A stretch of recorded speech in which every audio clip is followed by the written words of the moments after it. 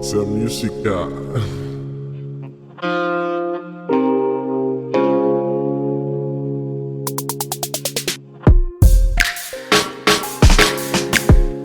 Hi friends, welcome back to the Do We Have Your Attention podcast.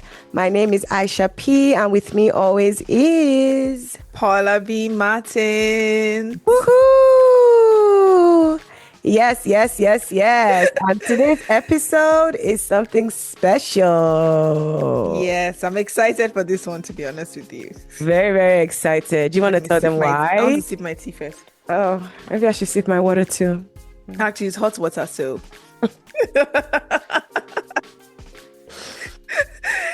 Sipping hot tea, sipping water, whatever. It all works out. Tell them why today's episode is special, Paula. We are talking all things modern dating, reality TV dating, and specifically we're referencing the current season of Love Island, Love Island USA to be specific. Yes, Love Island USA season 8 that is currently filming. Yes. I'm so excited for this conversation. I am so excited because watching and just taking notes, preparing for this conversation has been so exciting because I'm like, I gotta write this down. We gotta talk about that. So yeah. But obviously, before we dive into the conversation, how are you feeling today? Well, we've been shouting excited. So clearly we're feeling excited. Girl. I guess. I'm feeling drained by the technological issues that we had. But besides that, I am feeling optimistic and excited that this is going to be a good conversation. So Agreed. Hopefully it's going to be worth it. Agreed. I'm feeling kind of similar. You guys should have seen me 20 minutes before this call. It was not it. Technology, why always stress the girls out? We're literally just girls trying to talk. Why must we go through the stress?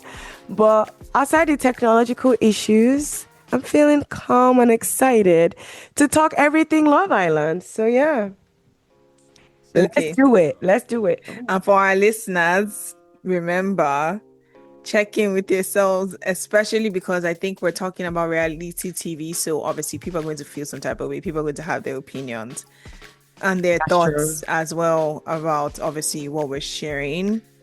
So make sure to check in with yourselves. Make sure to just understand as well that these are human beings, meaning real life people, real life situations. Yes, some of it is produced TV, but we need to also make sure that we're, I guess, approaching this with kindness as well. Yes, realness, for still kindness. Human beings. Yeah, I agree. Yeah, 100%. Thanks for that disclaimer. Definitely need to put that out there. So I want to ask you already, just how are you even feeling watching this season? Compared to last season, it feels a bit lighter and fun. I feel like last season was just from episode 1, I was like stressed out. I'm like, what the hell? What is actually going on? So I think this one is lighter. I think they're definitely like a fun group. So it's really fun, like watching this particular group of people. Again, I'm comparing it to last season. I'm like, they're definitely more lighter and they're just more fun vibes, more cool vibes. Like last season, I feel like they were a lot. I was quite, to be honest with you, I was quite traumatized, but not on the minute. But when you like in a constant state of being triggered, is kind of how I describe it. Like I saw a side to myself that I was like, I don't know if I want to watch this show again. Right. After this. And that said a lot. Mm-hmm. But in watching the previous seasons of Love Island when nobody knew about it. And watching this season that is out, I realized that it's the same feeling I had from before season 7 came out. I enjoyed watching it. It was so good. It was enjoyable. I really love the casting this year. I do. I think the producers shockingly actually listened to the fans and said, okay. Because last year was a mess. They had to. Yes, They had to be to. fair. Yeah. And they even set rules as well, which I appreciate, where they already Yeah, they were turn your comments off highlighting. and stuff. Yeah, I love that. Yeah. I think they put a disclaimer this year of like, these are human beings, because people were getting death threats last year. And I'm like, yeah, it was a lot. It was a lot. So, last year was my first time watching USA because I always watch Love Island UK. And I told you to watch season 6. And I kept telling you this will be my last season. I'm going back to the UK because they got their own stress over there. But I never expected such intensity. Yeah, I promise you when I say all the other seasons of Love Island USA are not like season 7, especially season. You've not watched season 6 yet. I've watched season 6 twice.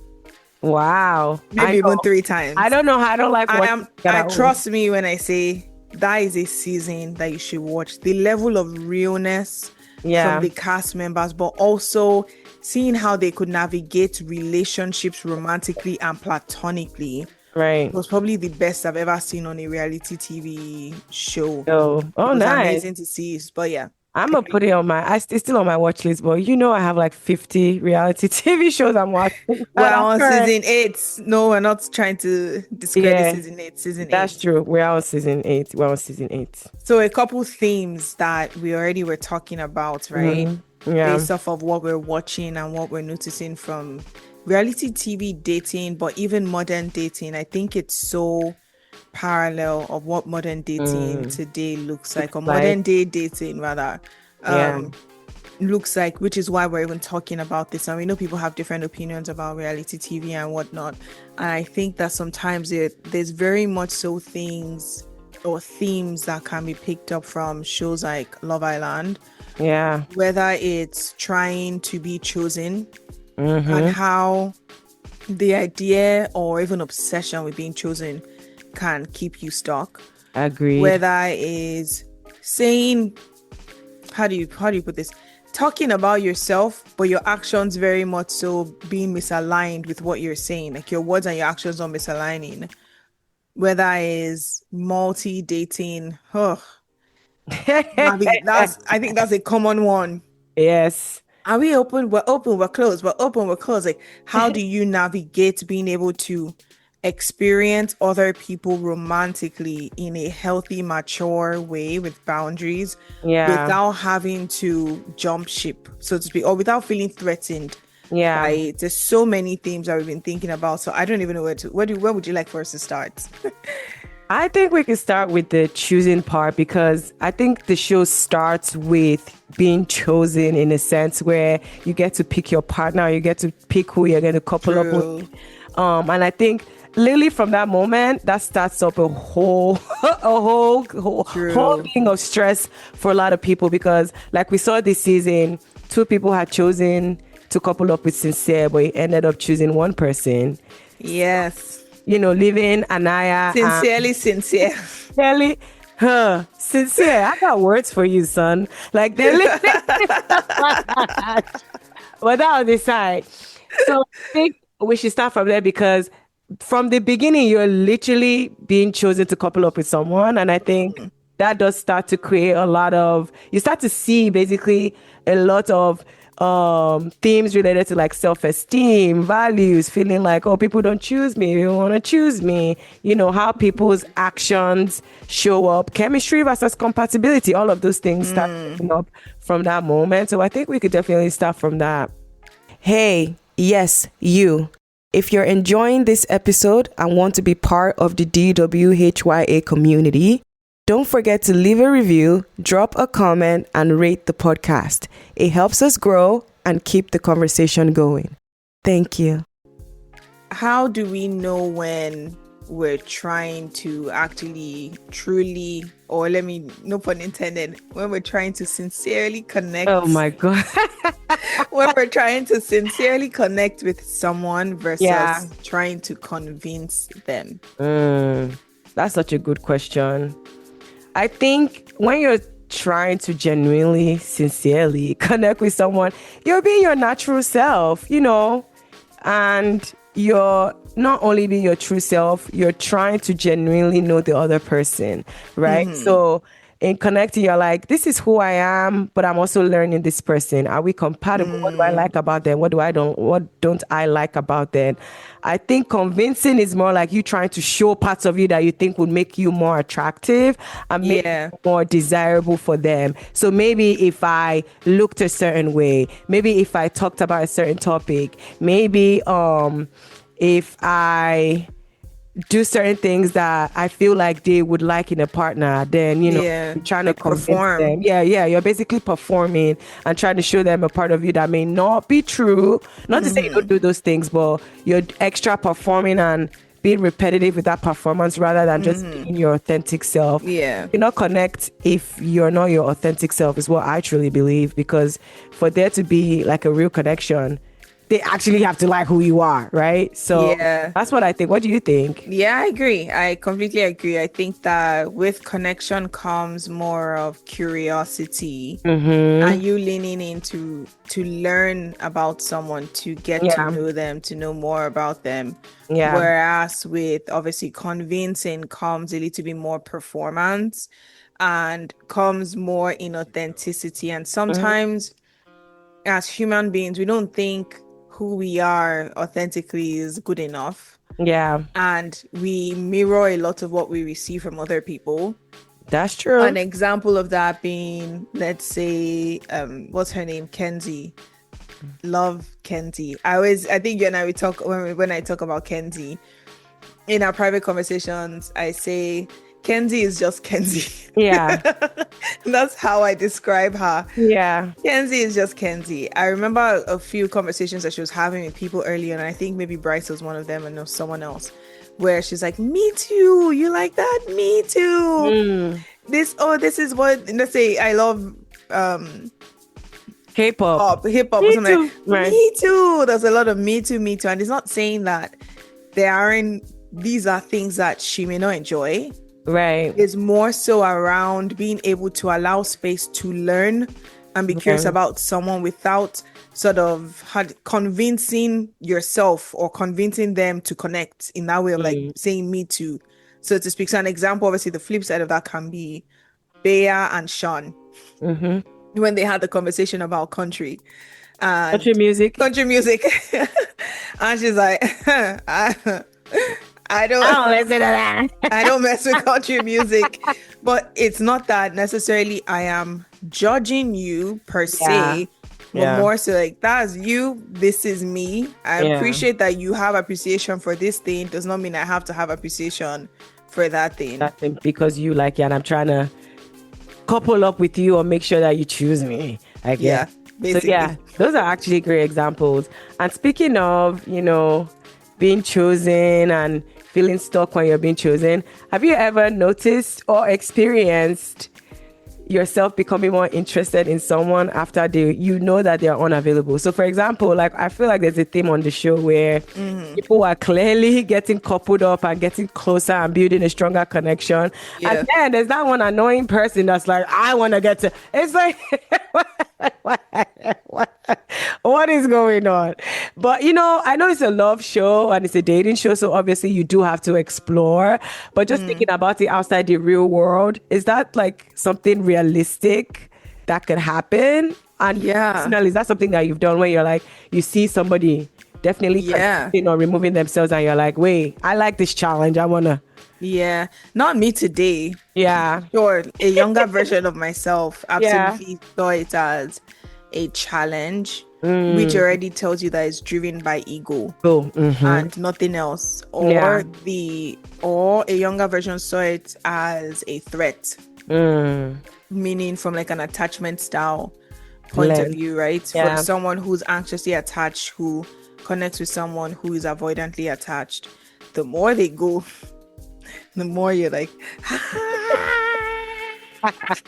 you're like, I'm gonna get you. From that place of, I guess if you want to call it scarcity, so to speak, right? Where there's a lack of something within you that it almost increases the desire to feel that void. I do think that especially if you're someone who really relies heavily on external validation, it's very easy for you to find yourself trapped with this dynamic of connecting with people who oftentimes are emotionally unavailable. I agree. I definitely agree. I've never done that because one thing I have is shame. I don't like when people I don't like being disgraced. It's more like pride. Yeah, I know. I know. Shame is also a good one. I'm like, but if I do it and then they still don't, you get, it's like, yeah, I still don't choose me. A part of me will want to believe like if I tried hard enough, I could pull this. But listen. But you see now what you just said. Yeah. I will say mine now is the opposite, right? Where, and that's what I always say, it's a younger version, but also a toxic side of myself. I'm aware of that.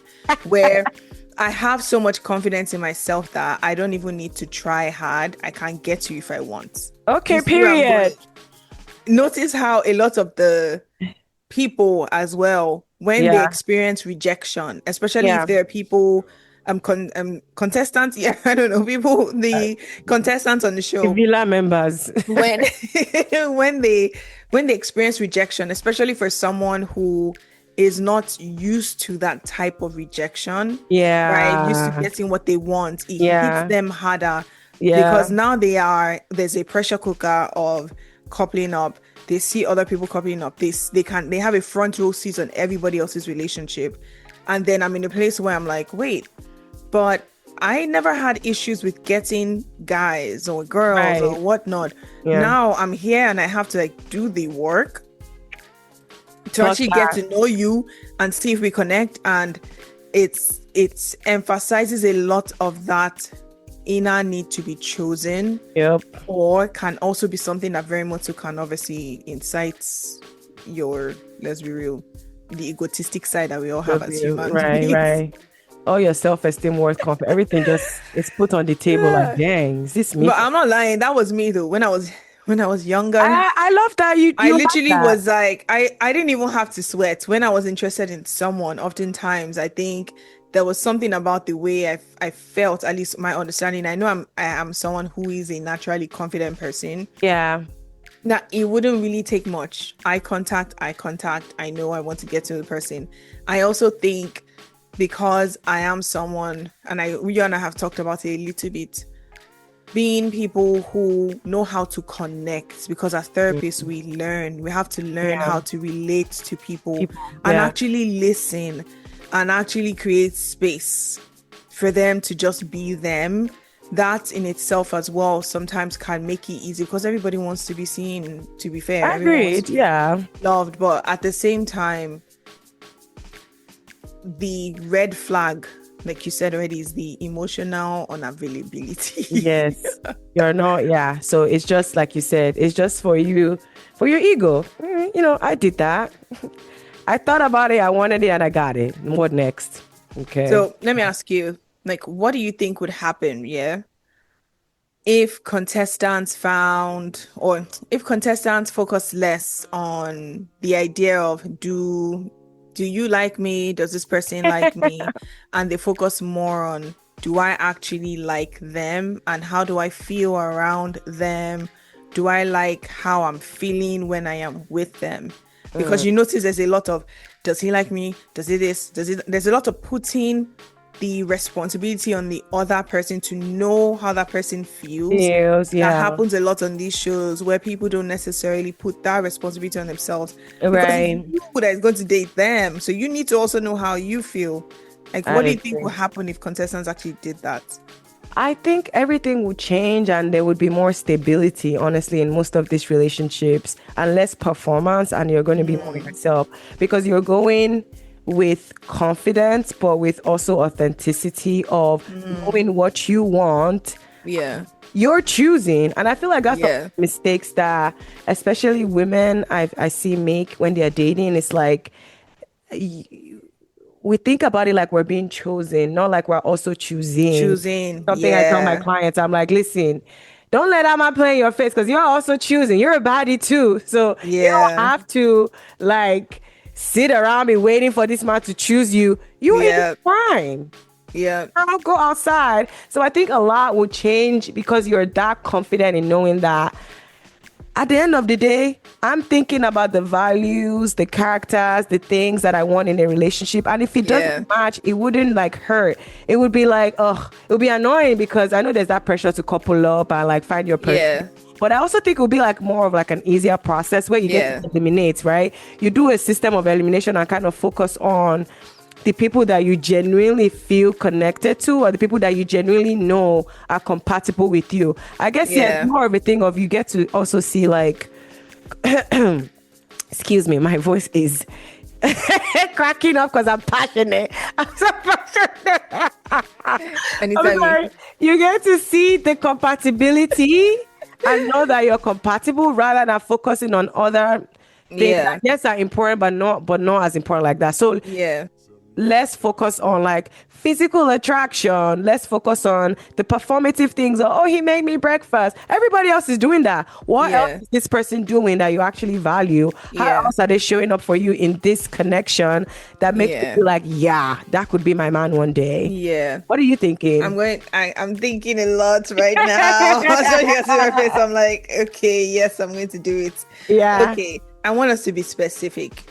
Okay. What do you think would happen if a contestant like Melanie, and by the way, shout out Melanie, our Philly girl. Okay, shout Philly. We have to shout out Melanie because I don't think there's many Philadelphians. I'm not seeing many Philadelphians on Love Island. Representing Philly. Representing for the Northeast or Listen, we're only shouting out the representation. I don't know that I support. Okay, so now let's start with Melanie.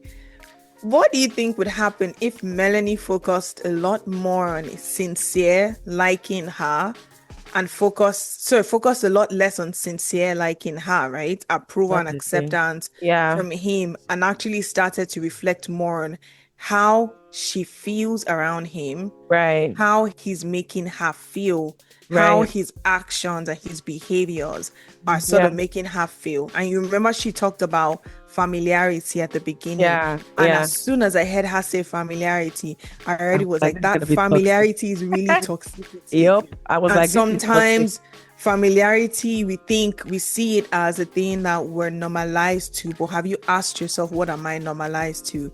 So what do you think? Specifically with their dynamic, I think they're an excellent example to use in this case. That is true. I definitely think if Melanie focused on herself, she would have less crash outs. She would have a clearer head and actually be able to explore other connections. Because one thing I noticed about their connection though is that they kind of went straight into husband and wife mode. And I called it feeding in. It was kind of like what you said. Oh, this is familiar. Oh, I like him. He likes me, whatever. It was it was nothing real. You could just tell that it was surface level, which is why when other things started to show up, like whether like a bombshell came in, like Katie, or let's say they did like one of those, there are many, what do you call those things? Kada. No, not Kada. I mean, the challenges, like when they do challenges and they start asking questions and it starts to show things about the person, then you're like, oh, okay, right? But those things will not surprise her if she's actually focusing on herself rather than focusing on the sense of familiarity, 1, focusing on 2, being chosen, 3, focusing on, oh, he likes me and the way he treats me versus the other girls, I feel special. Any man could do that. Any man could really do that. We're on a love show.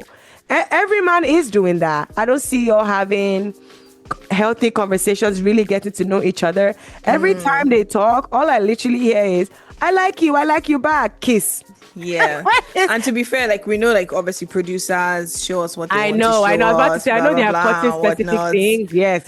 But I understand exactly what you're saying about it being surface level. Yes, because then when you do see them even communicate, you could tell that from the beginning there was no communication. So that's just what I think. If I the whole thing, what do you think? Absolutely. And like I think we can also sort of bring this in with this idea of letting your actions show versus telling. Because if we looked a lot at Sincere's actions and not his words, I think it's very clear that there are very much so concerning red flag behaviors there.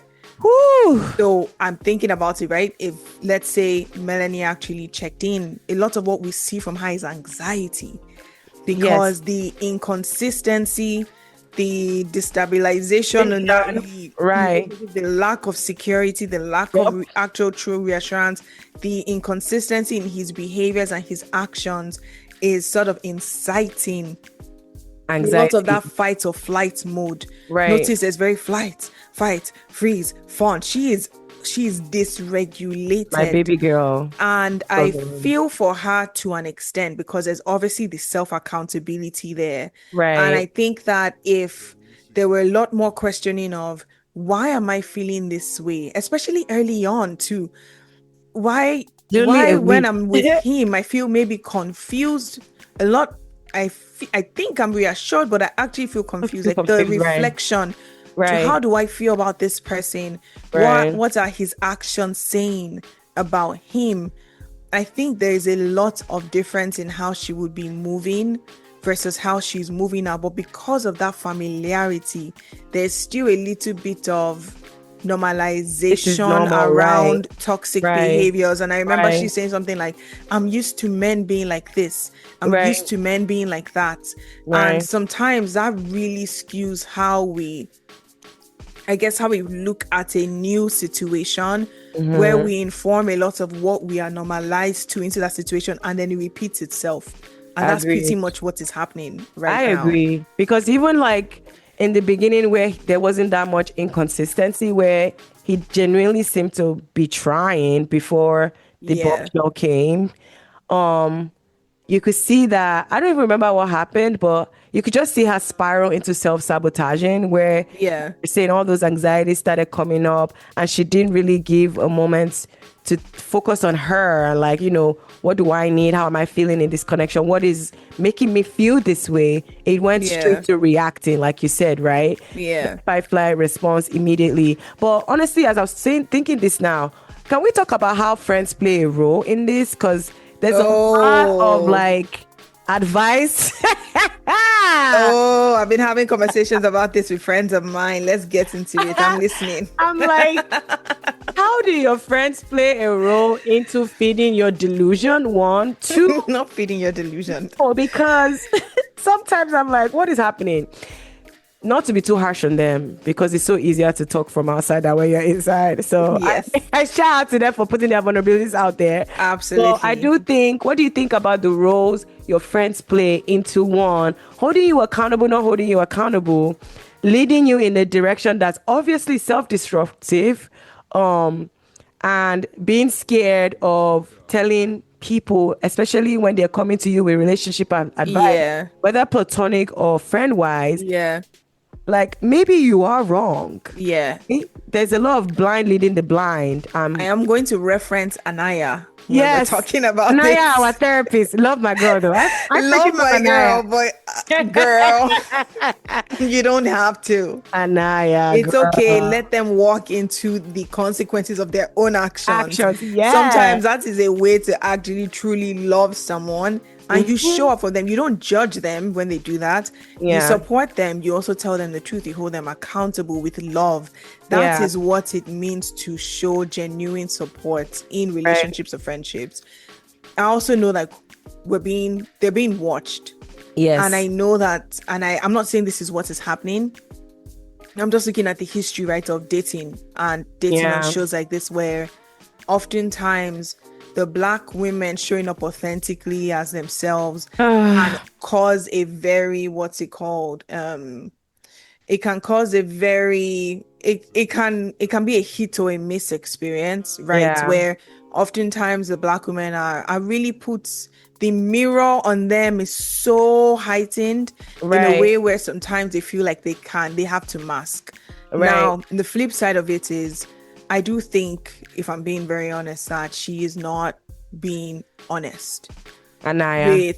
She's feeding into the delusion. And I remember they were all joking at the beginning saying, when I'm being delusional, make sure you tell me. I'm like, Anaya, remember that you said that. Right. Tell her. And you know what? Some part of it, to me, sometimes I'm like, is it that they genuinely believe that? Or is it that they're just scared to hold their friends accountable? Okay. But sometimes I'm like, I can't really tell if they genuinely believe it or they're just too scared to say. I know there's some instances it's very evident that they're scared to say the truth. Yeah. But there's some other instances where you genuinely can see that they truly believe, like, if they went like that table conversation. Yeah. Like, what remember the conversation when they asked about Sincere and Mel's relationship, and Bea was like, this is not healthy. Communication is terrible on her part. And I do agree with Bea and Anaya that their communication on both ends is horrible because Sincere continuously keeps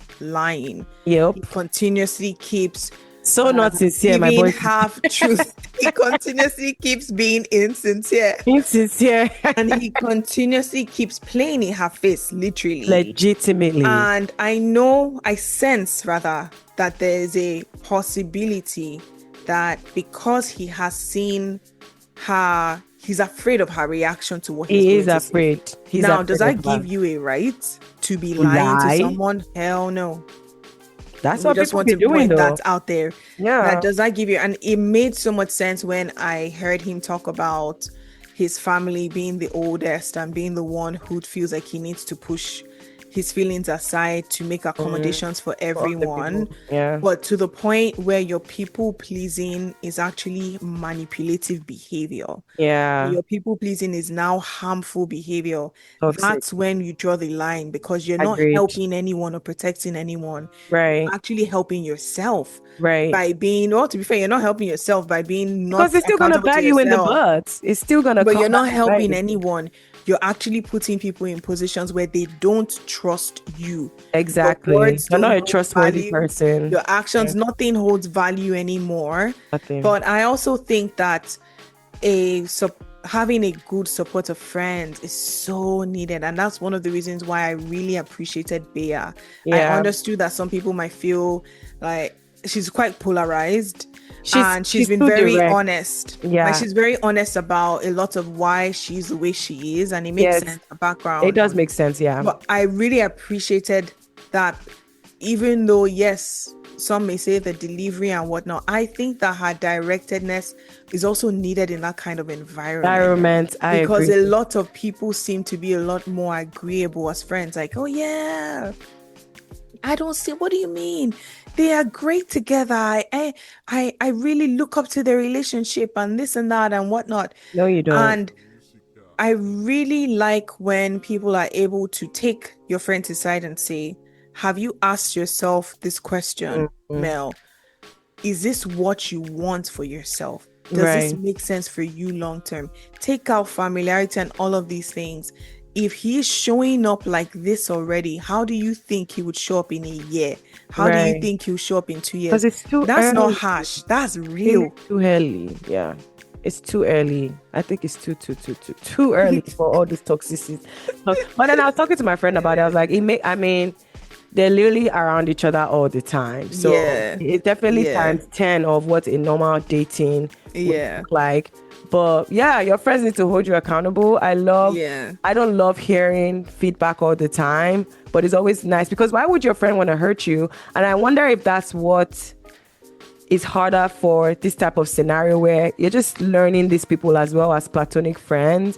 And I have this, and I don't know why. I'm not gonna put my hands up and just say I don't know why, but there's a part of me that's also like, women sometimes think feedback is coming from a place of competition, especially on a show like this. In real life too. Well, I actually think in real life too. I had a strong feeling where it was like, especially when who came in? Who was the bomb? Corbin? Was it Corbin?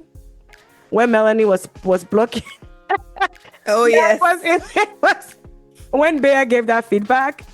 There's some part of me that I don't know what it was, but I could just sense that part of why Melanie couldn't receive that feedback was because of competition. Like, I was just doing what I had to do because this is why we're on the show, rather than, yes, it could be competition, but at the same time, we're all trying to be friends and we're all trying to be respectful. Doesn't mean have to be respectful about it, right? Yeah. I think part of why she could go ahead. Sorry, now I'm with you.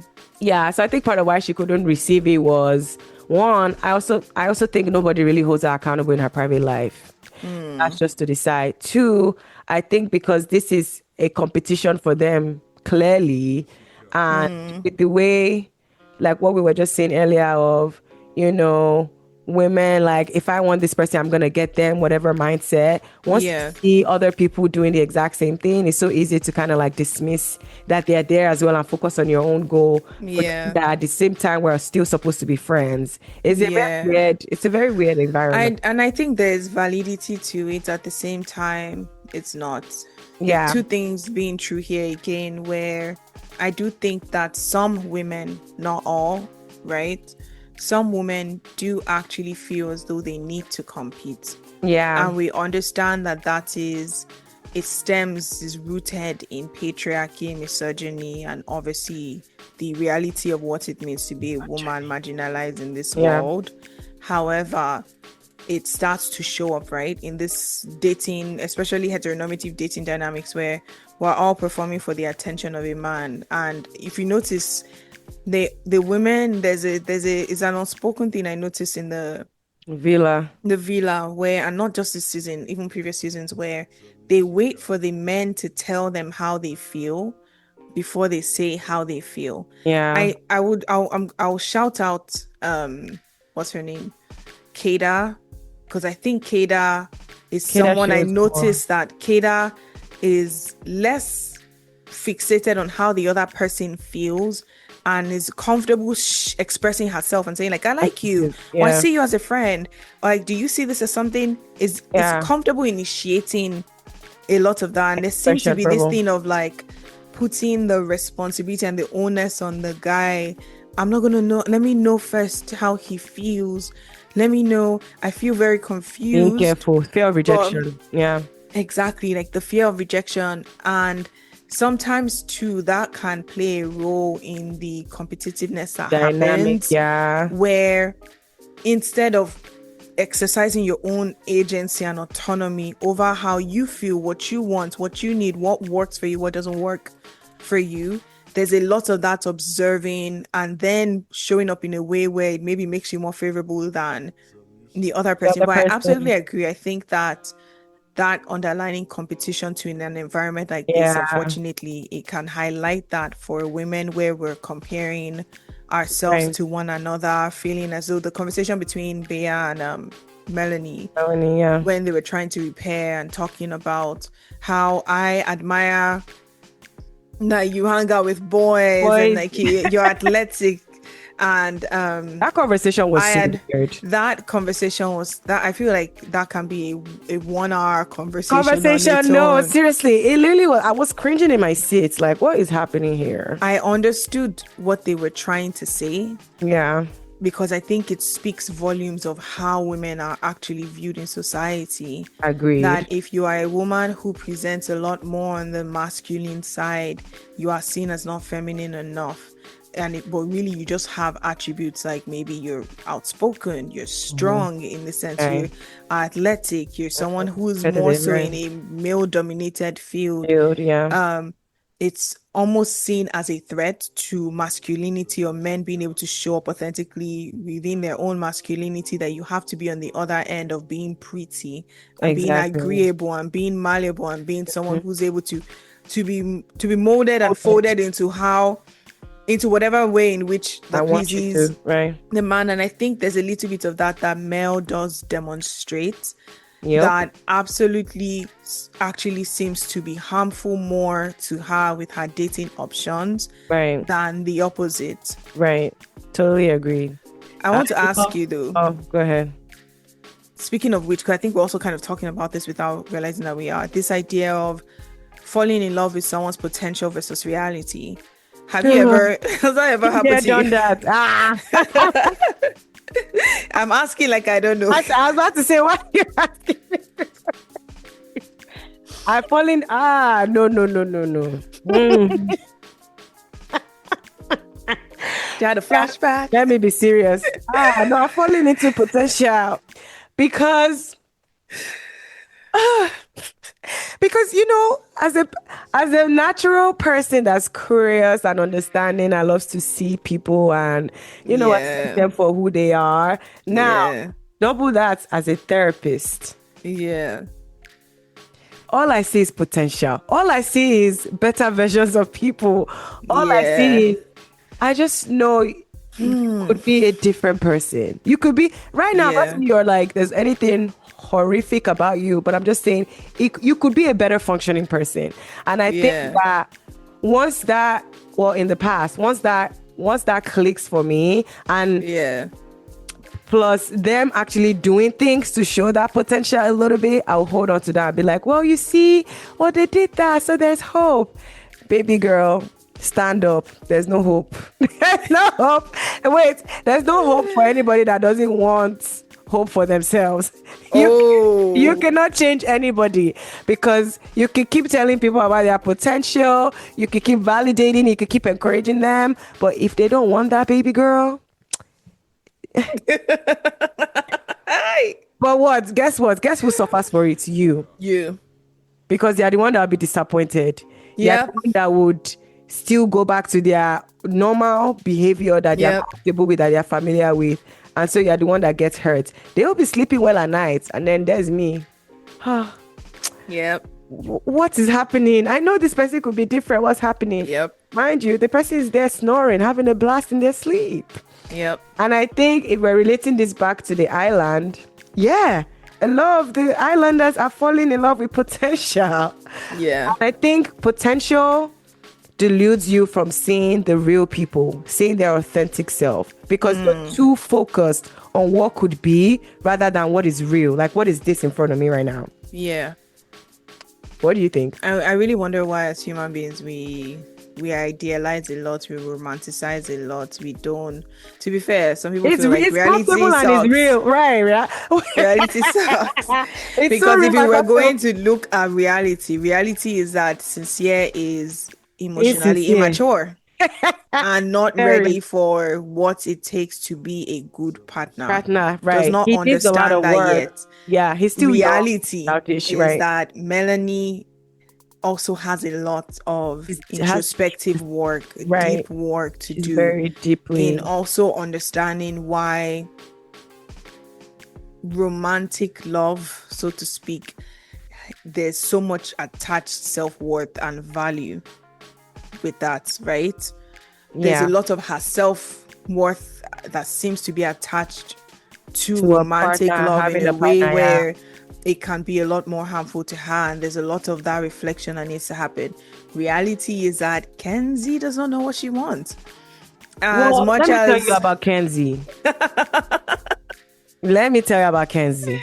She's my least favorite islander, by the way. Really? Yes. Say more. And I'll tell you why.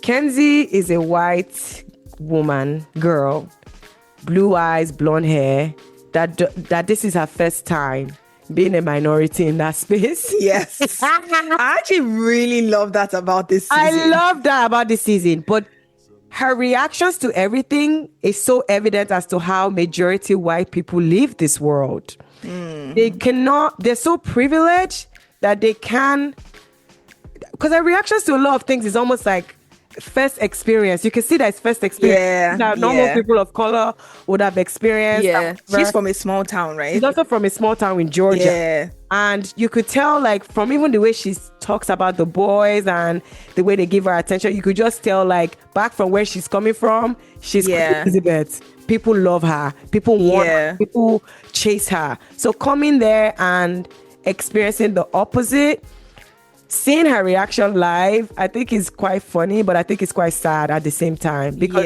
you could just tell that it hasn't clicked for her. It's not clicking for her. I think in her mind, she's kind of still playing victim. Like, why is this happening to me? You could just tell. And then she made a statement where she was like, when a new bombshell came that's also blonde and whatever, white, and she was like, there's not a lot of us blondes over here. I didn't find that funny. I thought that was a very weird statement to say. There's an ignorance to the way in which she's navigating the villa. Hey, yes, you. If you're enjoying this episode and want to be part of the DWHYA community, Don't forget to leave a review, drop a comment, and rate the podcast. It helps us grow and keep the conversation going. Thank you. But honestly speaking, are we really surprised by that? I think that if you put a white person, let alone, especially a white person who's not grown up in a culturally diverse and racially diverse environment, because I think about, let's say, people that I know or clients that I work with who very much so represent more of maybe the Kenzie types. Right. And then the ones who were maybe like born and raised in Philly their whole life. Hey, you see where I'm going with that?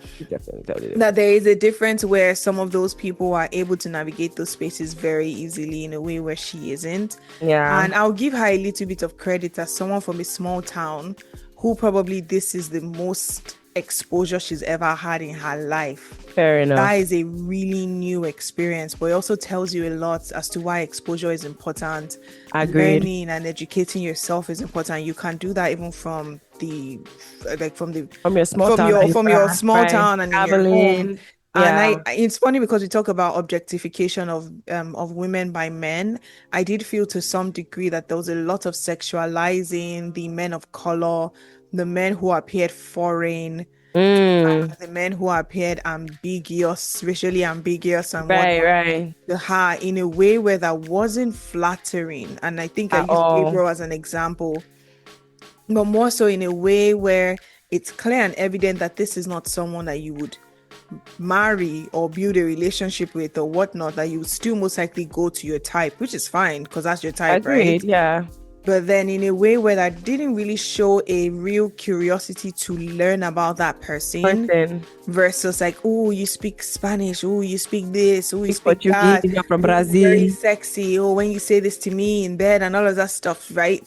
I think like that is probably a little bit of what you're saying, that some of those ignorance comes up. I do think that is expected, especially in a pretty, like, I think a lot more than half of the cast are people of color in some shape or form. That's true. It tells this year at least. Yeah. And I love that because it flips the script as well.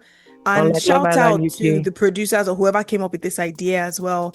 I think it really shows you as well how, I don't want to say, but just the experience that is not the experience of the everyday person of color, right? True. Where you're the majority and not the minority in this situation. Yeah. But I get that though. I really do. Yeah. I think, well, I don't know, maybe because now I'm more around a lot of people like that since I live in a small town. It's just very seeing you on TV as well. Absolutely. Absolutely. And you'll be able to speak more to that. Yeah, like this is just more of what I get to experience every day in my life, where also you can't even say it to them because they just don't get it. It's not like clicking for them unless they're actively doing the work or actively curious, like what you said. But I'm not saying that from Kenzie. I think she's too focused on playing the victim. Yeah. Most white people do. Yeah, and she has options. That's the crazy part. Yeah, she still has options, and she's still playing the victim with the options. Like, just be pissing me off. I'm like, Kenzie, what's the problem? And her most excited is like, 2 boys like me, nah. I'm like, what is happening here? Yeah, I think also when you're someone who possibly your standard of beauty has been the standard of beauty, right? The environment that you're in. That's switch of this person can like many different people and be attracted to many different people, and it does something. You can see, like you said, the wheels are turning in her head, and we're watching it in real time, right? Which is very the one thing I will give her credit for is that she's multi-dating.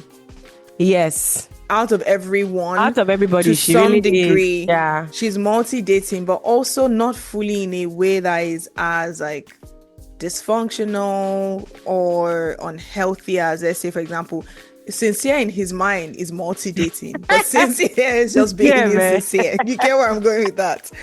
Where with Kenzie, there's an honesty to which there's transparency. A transparency. Right, thank you. There's a transparency to which she's going about it. That is a lot more different. I would say that I noticed there's a little bit of that closed off mentality. And I don't know if we can talk about that. These threats This that people islanders. have, and even in real life dating, I see that happening so often where Yeah. people meet someone and like immediately you don't Let's be allow closed off. yourself experience other people and actually date multiple people to learn more about Learn more yourself. about yourself and them. Yeah. Like, do you think exclusivity is earned? Is it assumed? Why do you think people oftentimes find it difficult being able to date multiple people at the same time? Because I think people are too focused on getting into relationship than actually working to get into said relationship.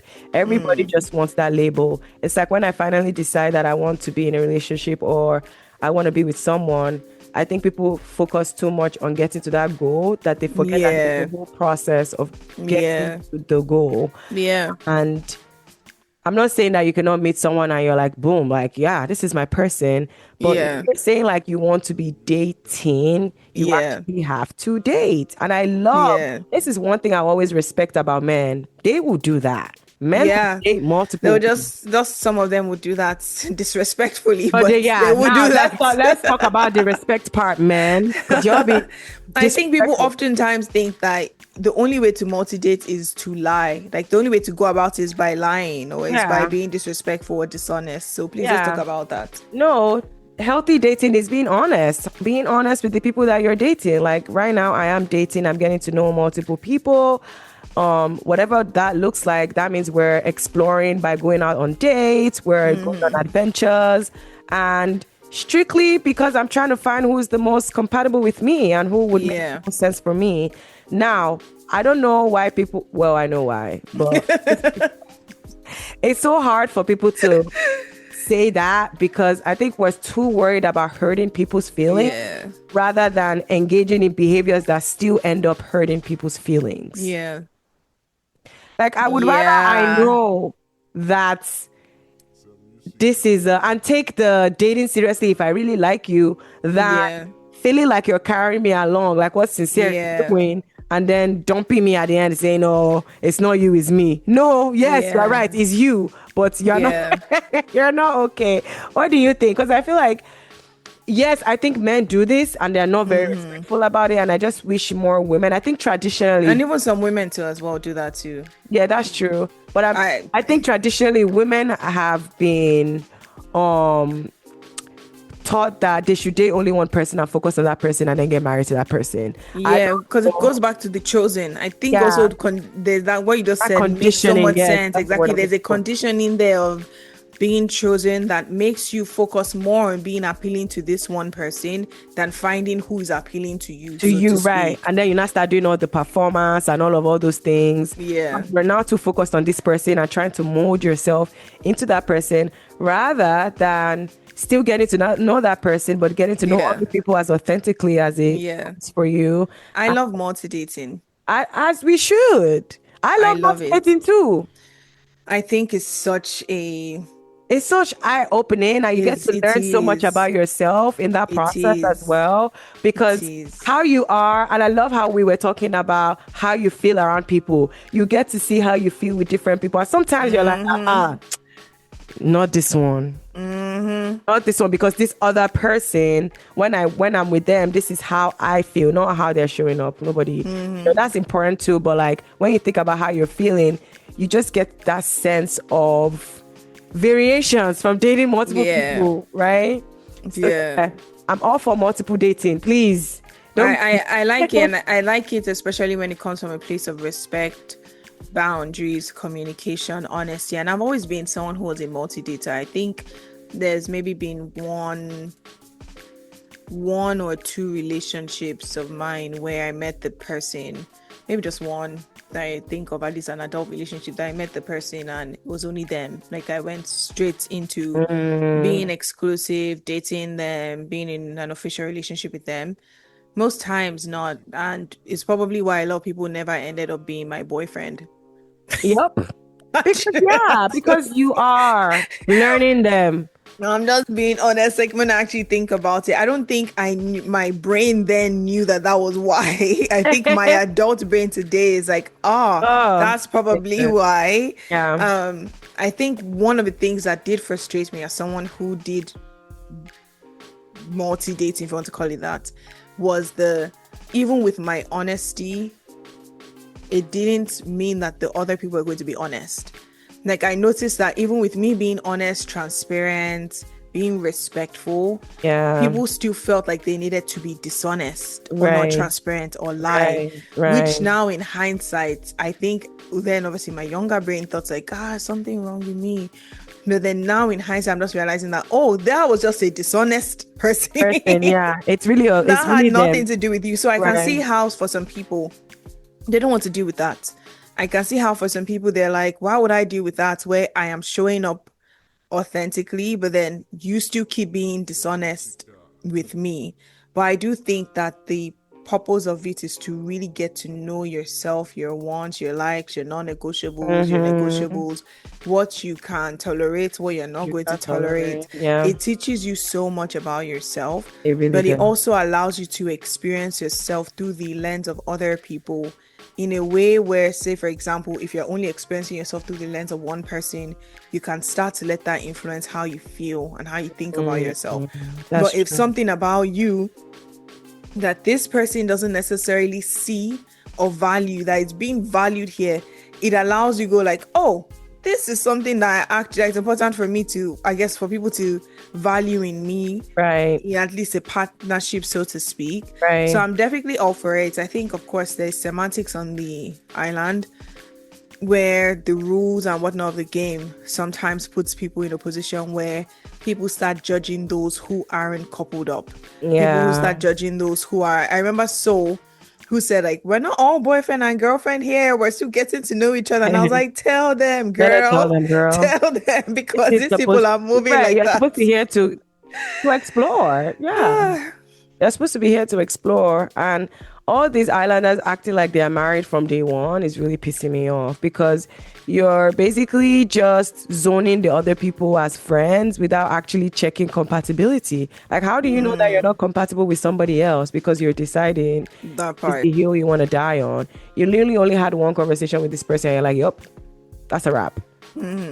Speaking of compatibility, compatibility chemistry, right? Everybody's always saying compatibility, chemistry, connection, which one is more important? Everything, maybe.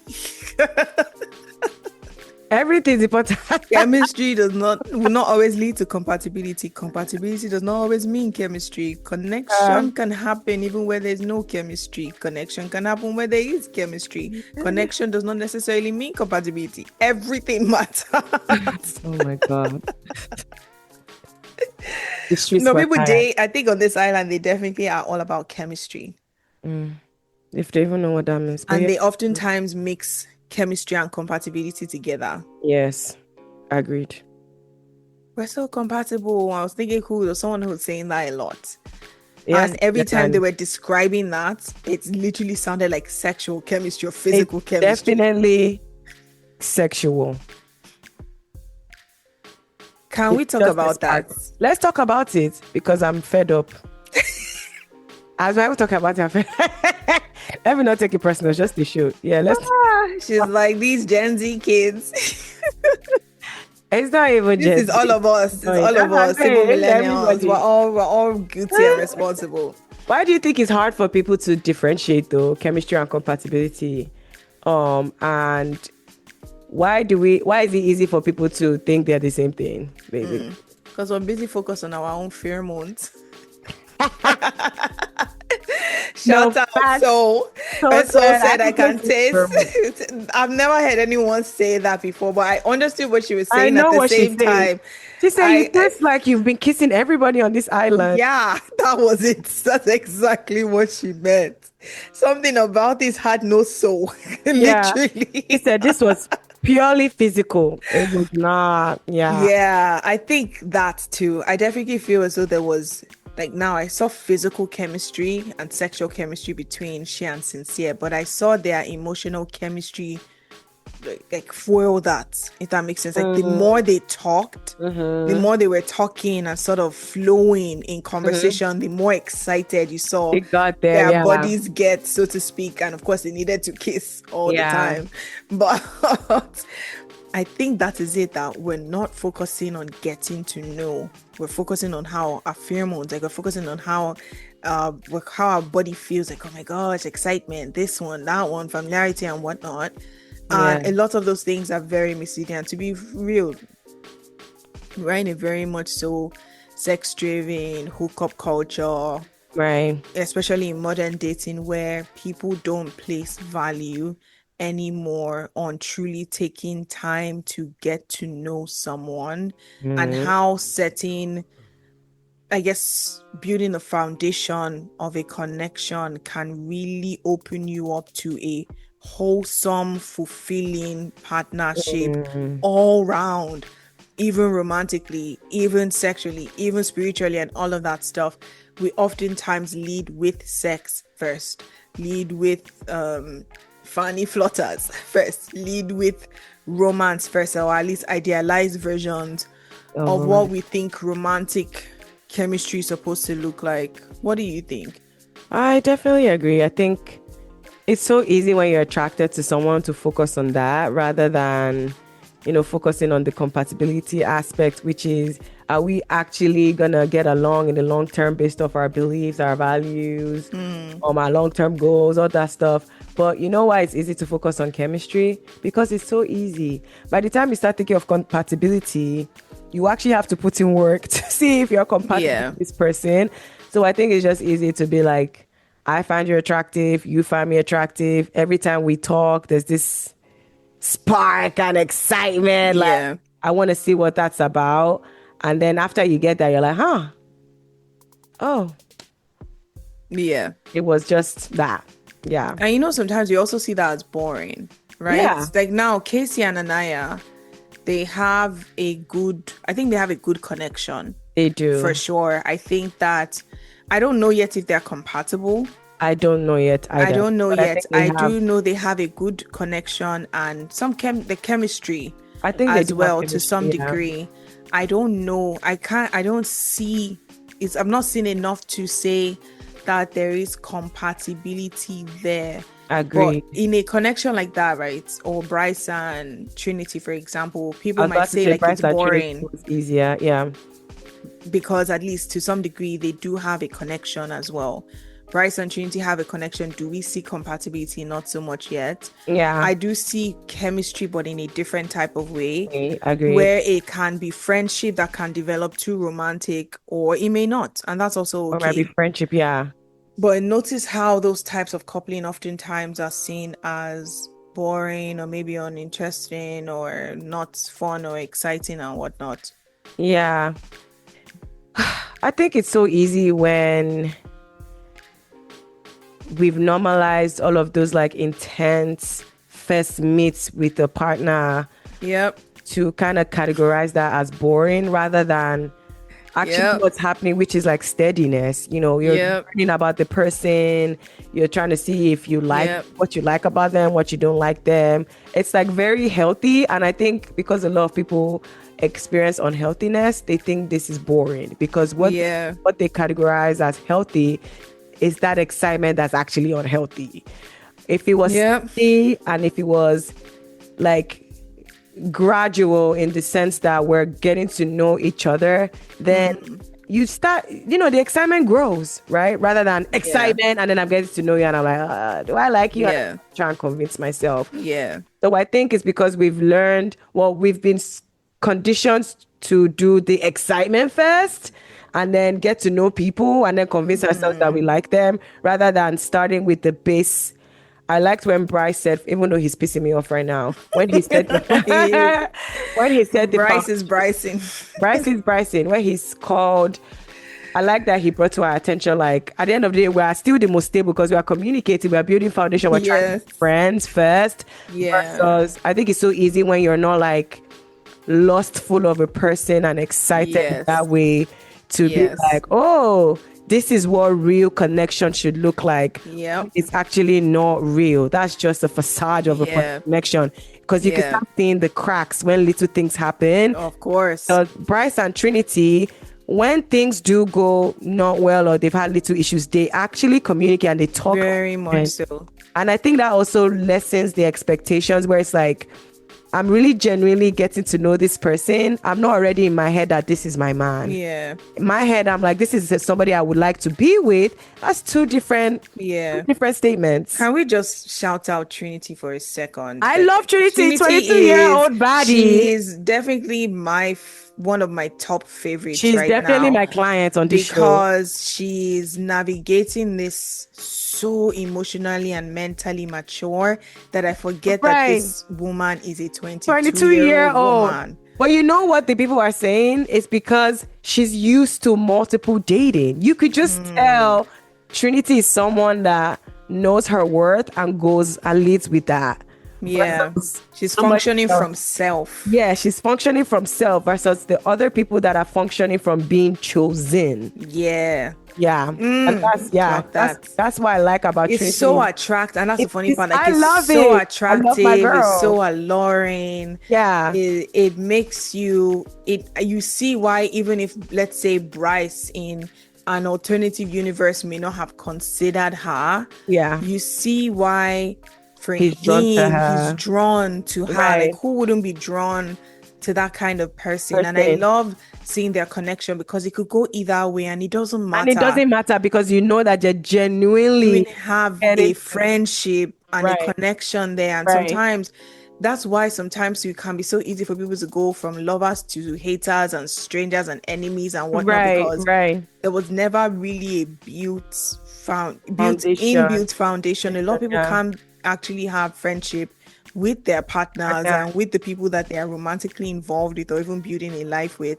Agree. And I love that you can tell that it could go either way for the two of them. Yes, and I love that regardless of that, it is a worth and it's a valuable connection. It doesn't lose its value if it's not romantic, and it doesn't all of a sudden become not valuable enough because now it has more value because it's romantic. No, it doesn't really matter. And I absolutely love that she's always honest, and she always tells him when she's like, that don't sit right with me. That's not, like, she's not like accepting just to make the peace connection. Yeah, absolutely. Speaking of which, I think Casey and Anaya probably need to do a little bit of that. I think so, because speaking of compatibility with them, what I am predicting is her needing multiple reassurances, and he's gonna get tired of that. Because I really need her to be confident, but I get it because I don't know what I experience is there. Because it doesn't seem like the other guys have really been interested in her like that. I definitely know that she feels very vulnerable, but I just wish she was confident, because that confidence will help her realize, like, regardless, she's still good, and that means she's not gonna find her person there. It's more about finding your person and less about, because I saw some interactions between the two of them that made me pause, because I think that, and I also want to shout out Casey, obviously, especially being a black man. I think he's doing a great job. I think he's navigating a lot of those situations with at least a clear head. And of course, like, at the end of the day, these people are human beings. They're allowed to make mistakes, everybody included, even though we're shouting out some people specifically. But I really appreciate how he reassures her. I really appreciate how he communicates with her. He doesn't come off defensive, even when he had his feelings about certain things that he voiced. You said, but it is important to validate and recognize that your feelings still matter. It's very emotionally intelligent for sure. I do think that there is probably a lot that we're yet to see between their connection, and there's a possibility, like what you said, that it will get to a point where they can't really build a healthy foundation because they didn't already start with doing that, to be fair. But then there's a little bit of projection that's happening. I agree. I do think there's a little bit of projection of also what's happening around her, what's happening within her. A mix of that being projected into it, of like nitpicking at certain reactions and behaviors that he has, that are just human being behavior.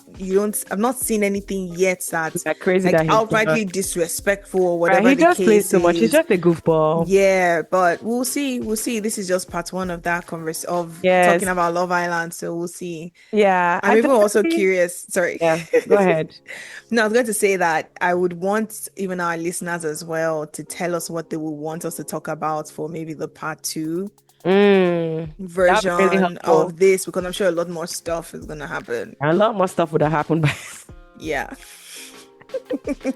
I anticipate chaos by the part 2 of this conversation. I'm telling you, 24 hours into watching Love Island, I was like, whoa. There's a lot that happens in one episode. The producers are like whacking them. They're producing them. And this is why I respect people that do reality TV.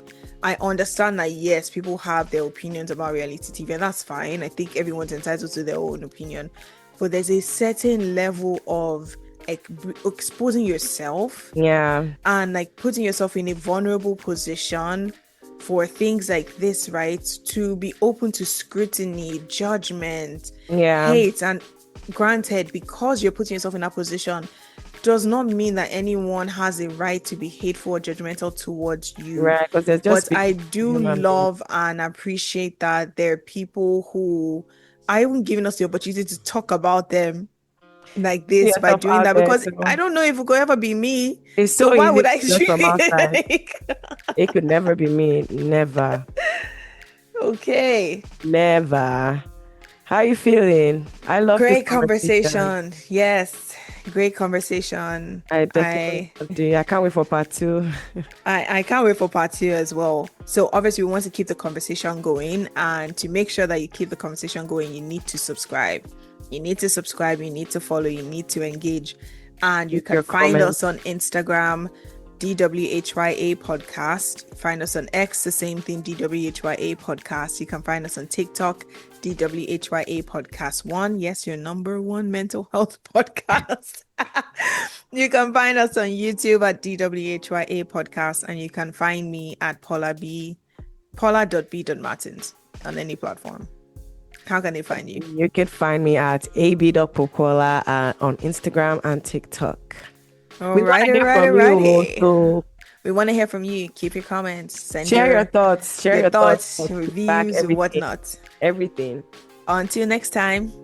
Bye. See you then. Bye. Do We Have Your Attention podcast is executively produced by Paula B. Martins and Aisha Popoola, with co-production by Kyra Dosumu Ogundigbe.